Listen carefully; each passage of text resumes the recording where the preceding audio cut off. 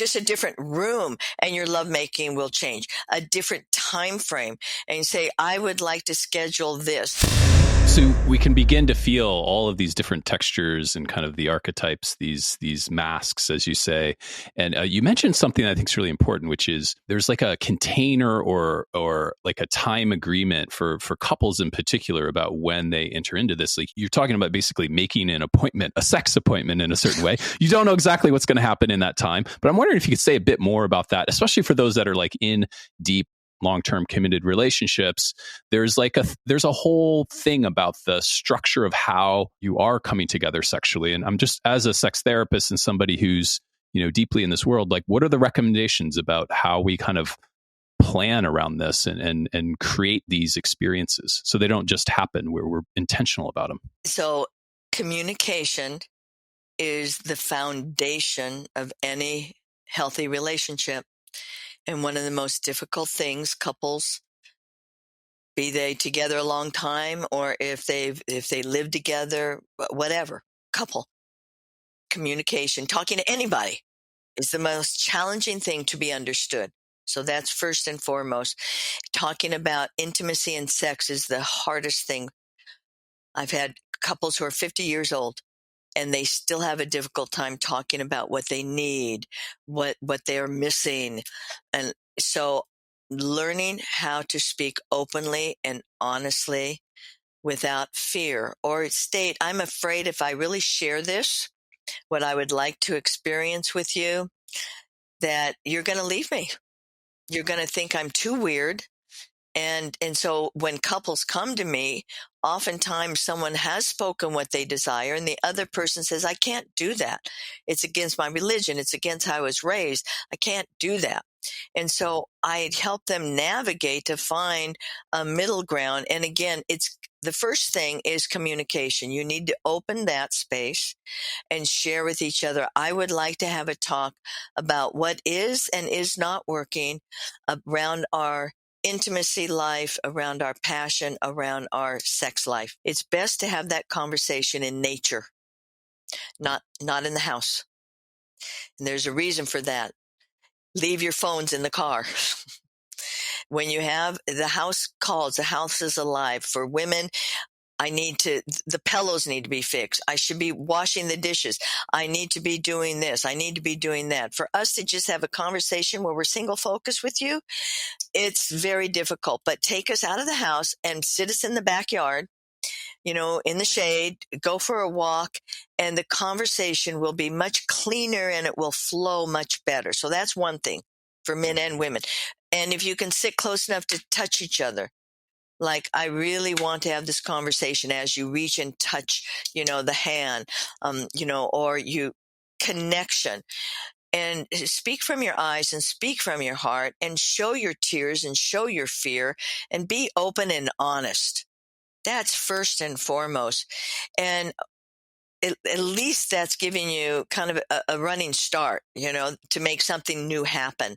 That's wonderful. There's a way in which we can then kind of be on the same page and align around desires and what we're available for, what we're not available for. And then in the kind of day-to-day, week-to-week, I know you've talked about like creating sessions, like scheduling lovemaking. So sometimes it's spontaneous and it's like we're just reading each other's energy and something happens. And then other times there needs to be some intention around like when we do it, where we do it. Could you say a few words about that as well? Absolutely. The longer we're together, it doesn't mean that we read each other's minds or that we read each other accurately. Sometimes couples come in to do therapy and they say, well, I know what he's going to say. I know what she's thinking. I go, really? And how long have you known all this? Oh, for years. Well, then why are you in here with me doing therapy? So how about we just admit you're not reading each other and you don't know each other and you're both growing and change. So if you want something new to happen, you need to sit down and talk about it. You need to look at your calendars. You need to schedule a time. Do you want it to be in the morning, afternoon, evening? Does it need to be on a weekend? Do you need to arrange childcare? Just a different room and your lovemaking will change. A different time frame, and you say, I would like to schedule this. And then you can decide. You pick an expression like one of those lover somethings that Ina was talking about on that podcast. Pick one of those and and I will just meet you and I'll just be there. And then next time I'll pick one. Like, I really want to explore being that vamp, that lusty passion, or I want to explore the high temple priest, priestess. I want to explore the top or the bottom. So you can talk about it. You can share, schedule the time. Absolutely. Yeah. I have a few pictures in my mind around these experiences in retreats and containers that are committed to sacred sexuality. And I think of one about, just shattering the illusion of what happens when we're nude around other people, and how edgy and how healing that can be, how energizing that can be to be in a room of other people without their clothes on, where there's not necessarily a lot of sexual energy, but we're just simply observing each other's genitals. We're looking at the differences. We're being witnessed ourselves by a room full of people. My goodness, how fucking edgy is that? And how how that might help heal some self-perception, right? And this is a practice I've experienced in a few different settings, and I know it's one that you lead. And I'm just curious if you could say a word or two about this, like the power of being witnessed in our full glory in our birthday suits, specifically having our genitals viewed by others. So we need to rewind, because there's a lot of first time explorers in your audience, and and you just threw them off the waterfall. This is crazy. I want to take him in. Let me this take is him crazy into the wisdom, pond. Ina. I'll get there, but I want to take him into the pond first. Okay. So here, and spoken like a true elder with wisdom beyond mine.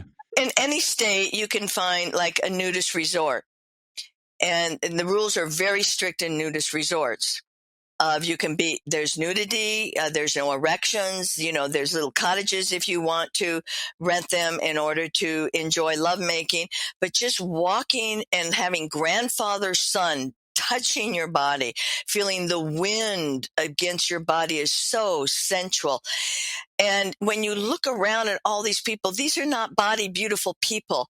I mean, there's all ages. There's people who are, way overweight, hundreds of pounds overweight. They don't care.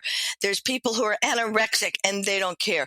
There's people who, as the older we get, the more we sag, and it's like, and we kind of bounce. And that's the first place. I mean, actually, the first place is walking around nude in your own house. There are people who will not walk around nude in their own house, even if no one is home. So it's look in the mirror at yourself. As a man, look at yourself the way a woman would look at you. Because if you don't, you're going to see your genitals as always too small. The largest of men, if they have not actually seen other men, they think they're small. And then we go, excuse me? No, you're one of the larger type men, what you see porn stars. And they go, really? I thought I was like small. So the first thing is be nude with yourself. Look in the mirror with yourself. Walk around the house nude. Then the next step would be with a friend, someone you trust, go to one of these nudist resorts and, put on suntan lotion so you don't burn, especially here in Phoenix. Walk around nude. You will see, and all of a sudden you'll realize nudity just means your clothes are off. That's all. Does not mean sex. It doesn't mean you're going to get turned on. And if really sacred sexuality is what turns you on is their spirit and their soul. So that means you need to talk to people. You need to get a sense of who they are. If you're still focused on it's the body that turns you on, that's great.